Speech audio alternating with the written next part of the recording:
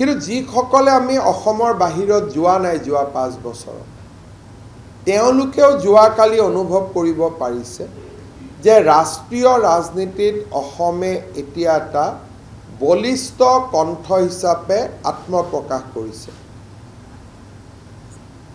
NDA শাসিত ৰাজ্যৰ উপৰিও মিজোৰামৰ মুখ্যমন্ত্ৰী আৰু আন কেইবাগৰাকীও সাংসদ দৰ্শকৰ আসনতো বহু সংখ্যক সংসদ বহি আছিলে, কেন্দ্ৰীয় মন্ত্ৰী আৰু প্ৰাক্তন কেন্দ্ৰীয় মন্ত্ৰী, প্ৰাক্তন সংসদ।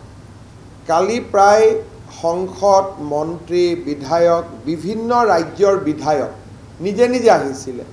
বিভিন্ন ৰাজ্যৰ মন্ত্ৰী, যাক আমি দেখা নাই, মঞ্চত আমি মুখ্যমন্ত্ৰী আৰু উপমুখ্যমন্ত্ৰীসকলক দেখিছোঁ, কিন্তু তাৰ উপৰিও 500তকৈ অধিক মন্ত্ৰী, বিধায়ক, প্ৰাক্তন সাংসদ আৰু বৰ্তমানৰ সংসদ যোৱাকালি উপস্থিত আছিলে।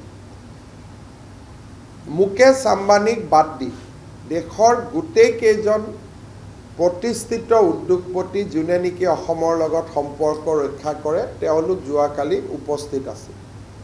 ভাৰত চৰকাৰৰ PSU, BCPL, oil India, IOC তাৰো প্ৰতিনিধি মণ্ডলসকলে যোৱাকালি আমাৰ শপত গ্ৰহণ অনুষ্ঠানত অংশগ্ৰহণ কৰিছিল।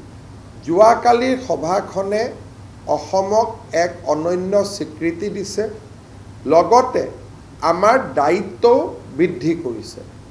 যেতিয়া অসমক লৈ মানুহে উৎসাহিত হয়, অসমৰ সফলতাক যেতিয়া মানুহে সিলেব্ৰেট কৰে, তেতিয়া মন্ত্ৰী, মুখ্যমন্ত্ৰী বা চৰকাৰ হিচাপে আমাৰ দায়িত্বও বহুত বাঢ়ি যায়।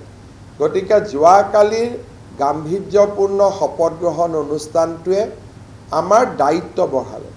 কালিৰ শপত গ্ৰহণ অনুষ্ঠানটোৱে এটা প্ৰমাণ কৰি দিলে যে এইখন ছিংগল ইঞ্জিন গভৰ্ণমেণ্ট নহয়, এইখন ডাবল ইঞ্জিন গভৰ্ণমেণ্ট।